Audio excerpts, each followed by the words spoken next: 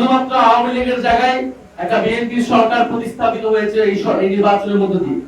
জাতীয় নাগরিক party NCP তে যোগদান করার জন্য যারা রাজনীতি করতে চায় আর যারা রাজনীতির বাইরেও কাজ করতে চায় তাদের সাথে আমরা একসাথে কাজ করতে চাই। আমাদের একটা ব্রডার অ্যালায়েন্স বা কোয়ালিশন এই মুহূর্তে প্রয়োজন, কারণ আমরা দেশটাকে নতুন করে আবার কোন আগের বন্দোবস্তে ফেরত দিতে পারি না। এখন পুরো সম্পূর্ণ আগের বন্দোবস্তে দেশ চলছে, আপনারা দেখছেন সবগুলো প্রতিষ্ঠান দেশে এবং দেশের বিচার ব্যবস্থা থেকে শুরু করে সব জায়গায় আমরা যে সংস্কারের কথা বলেছি, ঐক্যমত্য কমিশনে গণভোটের মাধ্যমে যে সংস্কারের সম্ভাবনা তৈরি হয়েছিল, বিএনপি সরকার সব সম্ভাবনাকে নষ্ট করে দিচ্ছে।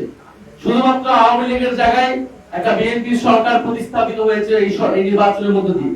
কিন্তু আমরা বারবার বলেছি আমরা কোনো দলের পরিবর্তন নয়, ব্যক্তির পরিবর্তন নয়, ক্ষমতা কাঠামোর পরিবর্তন চাই।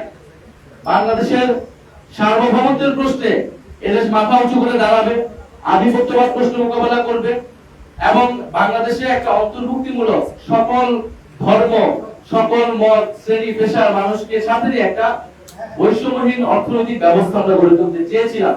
তো সেই লড়াইটা আমরা করেছি।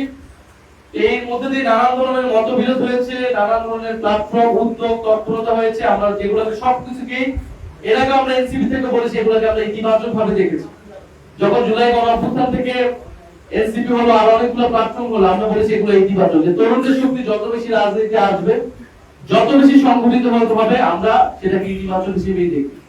আজকে তাদের মনে হয়েছে, আমাদের মনে হয়েছে যে আমাদের উচিত আসলে একটা প্ল্যাটফর্মে কাজ করে একসাথে কাজ করা।